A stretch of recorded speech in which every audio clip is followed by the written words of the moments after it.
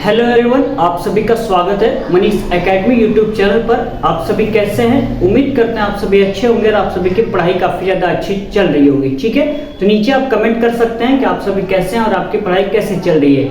आज हमारी English word meaning में तीसरी क्लास होने वाली है। इसके पहले 2 क्लासेस अपलोड कर दिया गया है, प्लेलिस्ट बना दिया गया है, तो आप सभी चेकआउट कर लीजिएगा।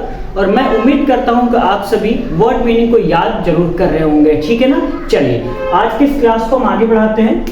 सबसे पहले लिखा हुआ पिलग्रिमेज। ठीक है, पिलग्रिमेज इसका हिंदी होता है तीर्थ यात्रा। तीर्थ यात्रा को अंग्रेजी में कहते हैं पिलग्रिमेज। बात करें स्पेलिंग की तो PILGRIMAGE।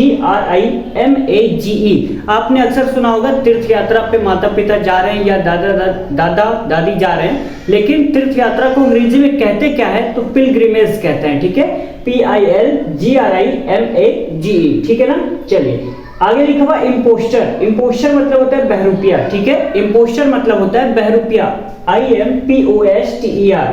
बात करें कैनड। कैनड का मतलब होता है झूठी, अफवाह, इसको कह सकते हैं कैनड, जिसकी स्पेलिंग होती है CANARD। ठीक है, बात करें सोल्जर तो सोल्जर की हिंदी होती है सैनिक, SOLIDER। सोल्जर, सोल्जर मतलब होता है सैनिक।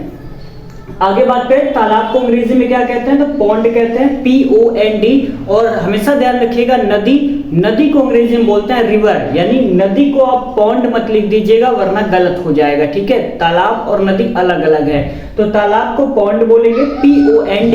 नदी की बात आएगी तो रिवर लिखिएगा RIVER। ठीक है ना, चलिए आगे लिखा हुआ है चिल्लाना। चिल्लाना को अंग्रेजी में बोलेंगे साउट। क्या बोलेंगे? साउट, SHOUT। साउट मतलब होता है आपका चिल्लाना। ठीक है ना, चलिए आगे लिखा हुआ ओनली। ओनली मतलब होता है केवल, ONLY। ओनली मतलब हो जाएगा केवल।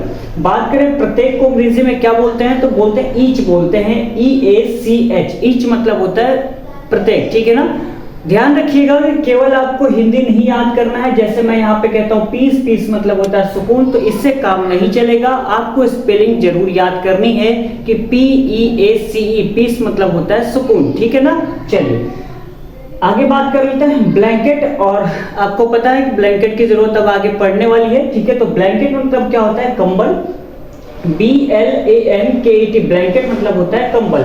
बात करें देखना, इसको अंग्रेजी में क्या कहते हैं तो इसको अंग्रेजी में कहते हैं लुक। क्या बोलते हैं? लुक मतलब होता है देखना, LOOK। ठीक है ना, चलिए आगे लिखा हुआ फीड। फीड मतलब होता है खिलाना, FEED। फीड, फीड मतलब होता है खिलाना। आगे लिखा हुआ है मिडनाइट, जिसको हिंदी में बोलते हैं आधी रात। क्या बोलेंगे? आधी रात, MID, मिड NIGHT। मिडनाइट मतलब होता है आधी रात।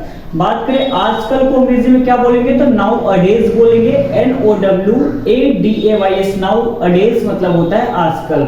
बात करें समय पर, इसको बोलेंगे ऑन टाइम। क्या बोलेंगे? ऑन टाइम मतलब होता है समय पर, ONTIME। ऑन टाइम मतलब समय पर। ठीक है ना, चलिए आगे बात कर लेते हैं रिस्पॉन्ड। रिस्पॉन्ड मतलब होता है उत्तर देना। आप अक्सर कहते होंगे कि वो रिस्पॉन्ड नहीं कर रहा है ना, तो रिस्पॉन्ड मतलब होता क्या है तो रिस्पॉन्ड मतलब होता है उत्तर देना, RESPOND। रिस्पॉन्ड मतलब उत्तर देना। ठीक है ना, चलिए यहाँ पे RES हटा देते हैं तो क्या बचा? आपको नजर आ रहा होगा कि RES हटा देते हैं तो POND। पॉन्ड मतलब मैंने अभी अभी बताया क्या होता है? तालाब होता है। ठीक है, तो ध्यान रखिएगा। आगे लिखा हुआ है सिमिलर। सिमिलर मतलब होता है एक जैसा। ठीक है, SIMILAR। सिमिलर मतलब एक जैसा। बात करें अमेजिंग मतलब क्या होता है? आप कहते हैं बड़ा अमेजिंग है, तो अमेजिंग मतलब होता क्या है? यानी कि लाजवाब, AMAZING। अमेजिंग मतलब लाजवाब। बात करें एनीवन, एनीवन को कहते हैं कोई भी, ANYONE। एनीवन मतलब होता है कोई भी। ठीक है ना, लिखा हुआ विदाउट। विदाउट मतलब होता है के बिना, WITHOUT। विदाउट मतलब के बिना। बात करें रीजन। रीजन मतलब होता है कारण, REASON। एडजस्ट, एडजस्ट मतलब होता है ठीक करना, ADJUST। काइंड, काइंड मतलब होता है दयालु, KIND। और इनहेंस मतलब होता है बेहतर बनाना। आप अपने आप को ज्यादा से ज्यादा बेहतर बनाने का प्रयास करिए। यदि आपको किसी भी सब्जेक्ट में लगता है कि आप कमजोर है तो उस पर ज्यादा से ज्यादा फोकस करिए और उसको बेहतर बनाइए। ठीक है ना, यानी इनहेंस करिए, ENHANC। इनहेंस मतलब होता है बेहतर बनाना। आगे लिखा हुआ मड। मड मतलब होता है कीचड़। क्या होता है? कीचड़, MUD। मड मतलब कीचड़। अभी आपको कहीं बहुत ज्यादा पानी गिर जाता है तो आप देखते होंगे वहां पे कीचड़ फैल जाता है ना, तो उसको अंग्रेजी में बोलेंगे मड, ठीक है, MUD। आगे लिखा हुआ डस्ट, डस्ट मतलब होता है धूल, DUST। सिनर, सिनर मतलब होता है पापी, SINNER, सिनर मतलब होता है पापी। इच्छुक की अंग्रेजी होती है KEEN, कीन। वंडर मतलब होता है भटकना, WANDER, वंडर मतलब होता है भटकना। बात करें रोटेन, तो रोटेन मतलब होता है सड़ा हुआ, ठीक है, ROTTEN, रोटेन मतलब होता है सड़ा हुआ। तो आज की इस क्लास में बस इतना ही। एक क्लास में आपको 30 वर्ड मीनिंग कराई जाती है, तो बहुत ज्यादा कम है, इसको आप आसानी से याद कर सकते हैं, ठीक है। थोड़ा वो सुबह याद कर लीजिए, फिर आप शाम को याद कर लीजिए, फिर जब भी सब समय मिला करे उसको याद कर लीजिए, कर लिया करिए, ठीक है। 10 सुबह याद कर लिया, फिर स्कूल से जब हम वापस आते हैं तो कुछ देर आराम करके 10 याद कर लीजिएगा, तो कितने हो गए, 20 हो गए।